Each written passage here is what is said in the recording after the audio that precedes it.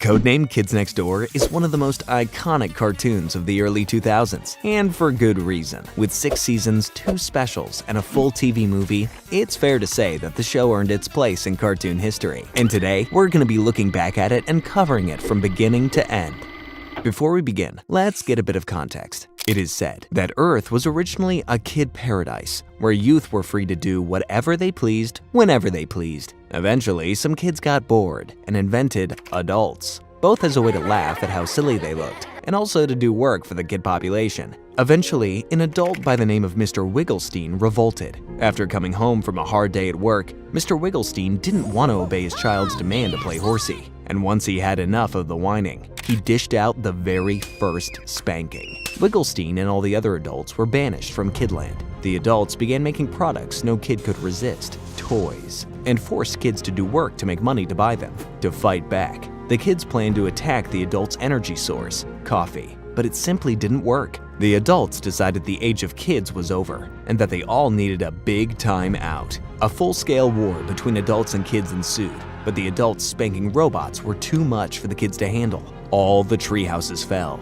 and the kids had no choice but to flee to the moon, where for a while they were content. Eventually, both sides began to miss how things were, with the adults missing having kids to do chores for them, and the kids missing the earthly commodities the moon couldn't provide. Eventually, some adults and kids compromised and began living on Earth together in small groups called families. However, soon after, adults created schools designed to drain kids' memories of the real history in an evil twist. To this day, the Kids Next Door fight against adult and teenage tyranny. But just what exactly is the Kids Next Door? Well, I'll tell ya. The Kids Next Door is now a secret global organization comprised of multiple sectors around the world. Each sector utilizes 2x4 technology to help them accomplish their missions, which mainly consist of making sure children are treated fairly across the globe. Sector 5, the sector the show focuses on, consists of 5 main members who are located in a giant treehouse, the go-to base type for all K&D operatives. That's the basics out of the way. So now, let's jump into some episodes, shall we?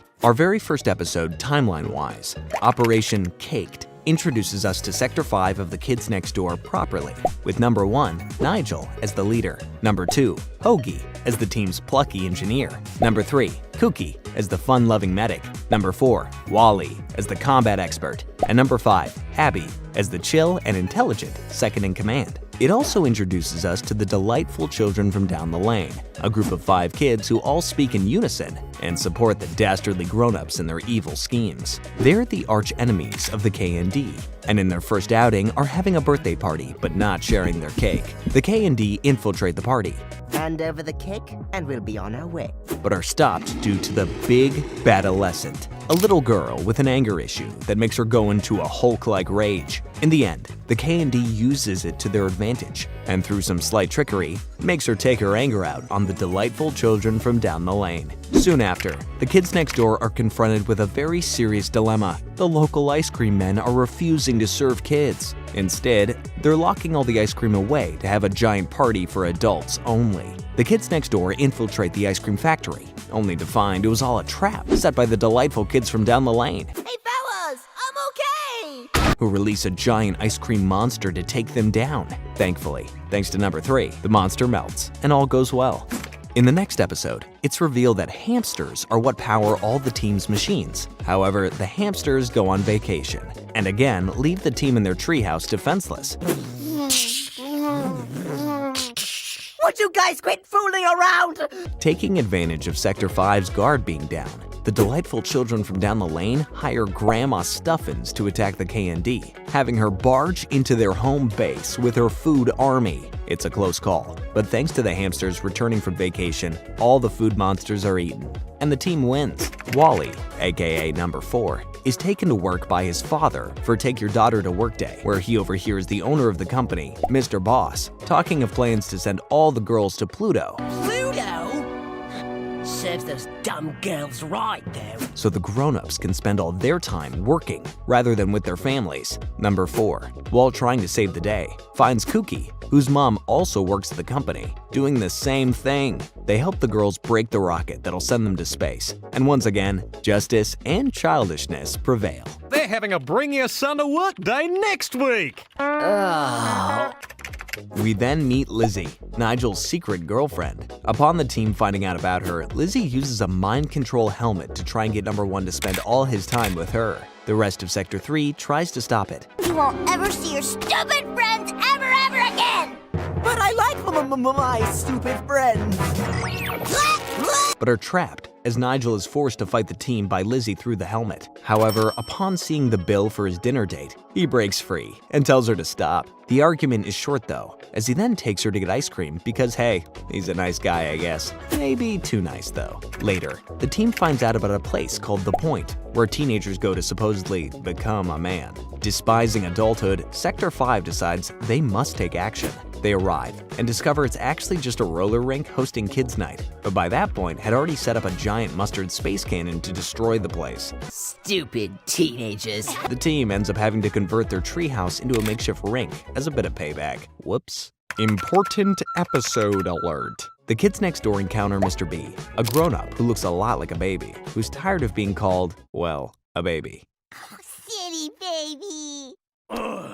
He vows to use his new device to change everyone in the world into babies. But before he can do so, Sector 5 uses it against him, and he doesn't change appearance. But he does start to act like an actual baby.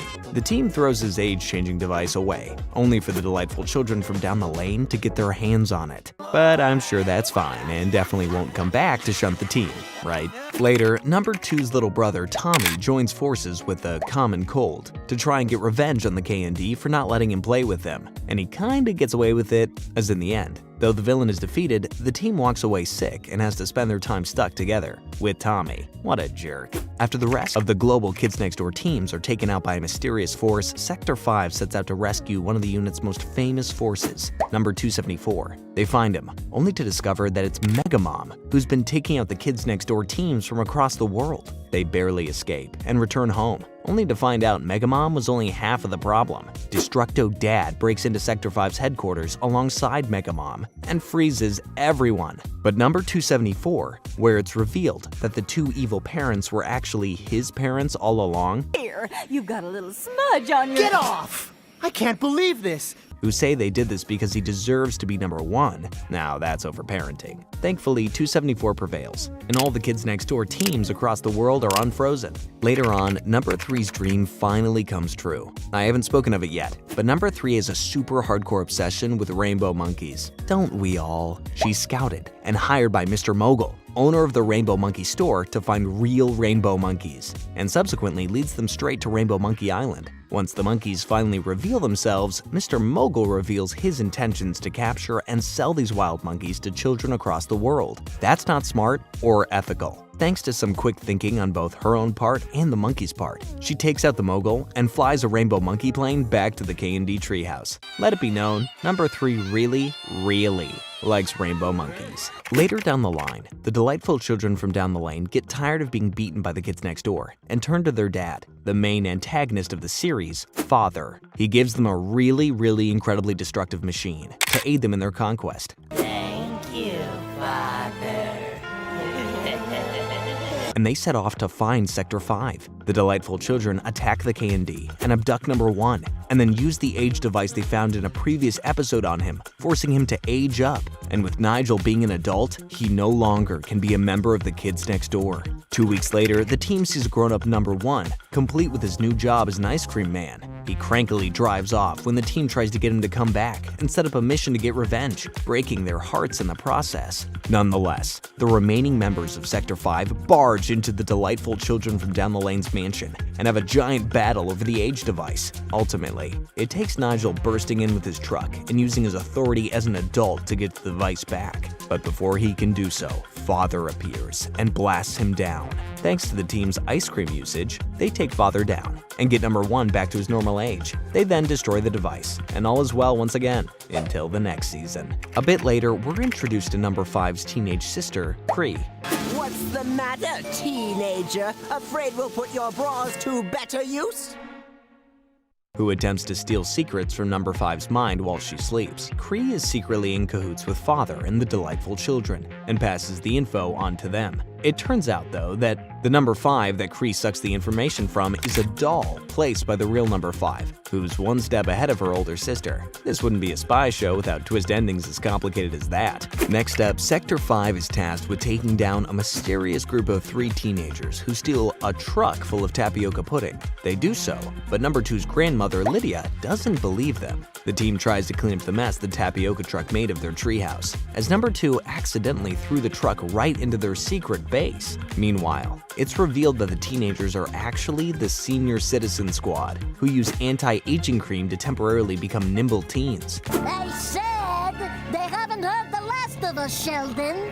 No, thank you. I'll walk. And can you guess who their leader is? That's right, number 2's grandmother, Lydia. They burst into the team's treehouse and reveal their evil plan to steal the tapioca, which the team has no issues with considering they wanted it gone in the first place. That worked out pretty nicely. In an experiment gone wrong, number 2 accidentally ages himself up to 16 years old. He comes across Kree, Abby's older sister, and the two instantly fall in love. Teenagers, am I right? Number 2 eventually figures out Kree is against the K&D, as she's sent out to take them down by Father. But thanks to number 2 coming to his senses, she's defeated. Oh, come on. It wasn't that bad, was it? And sent to the Kids Next Door prison on the moon. However, at the end of the episode, Kree gets a call from Father, saying that everything is going according to plan. Oh boy. After a 13-year-old operative of K&D, who's about to be decommissioned, breaks free from a ship en route to the moon base, Sector 5, alongside number 86, a cranky Kids Next Door operative who outranks them. So what are you idiots waiting around for? Search that wreckage! Yes, sir. Look out my way. Coming through. Goes after the escaped convict. The team catches her, and number 86 takes all the credit. But upon returning to the moon base, it turns out that the person they caught was actually number 362, the leader of the entire Kids Next Door agency, who was undercover to try and see secret plans of the delightful children from down the lane. Karma. Later, it's that time of year again. It's the delightful children from down the lane's birthday, and once again, they aren't sharing the cake. The K&D go on a mission to retrieve the cake and make them share. There's many twists and turns, and even Lizzie, Nigel's girlfriend, turns on him with promises of a taste of the icing from the delightful children. I don't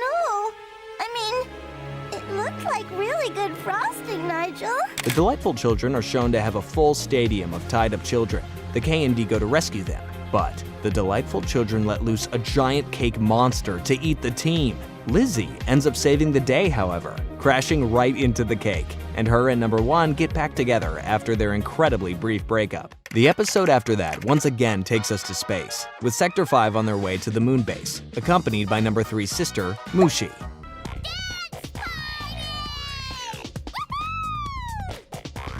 As her mom was busy that day and needed a babysitter. The team is investigating a distress signal from a prisoner transport, which is shown to be thanks to Kree. It's also revealed that Kree used to be number 11 of the Kids Next Door. Oh, that's a big twist. Kree says her plan from the beginning was to get captured by the Kids Next Door, go to their moon base, and use a password she stole from number 5's mind to release their moon base into space and into the sun. Good luck with that. After some fighting between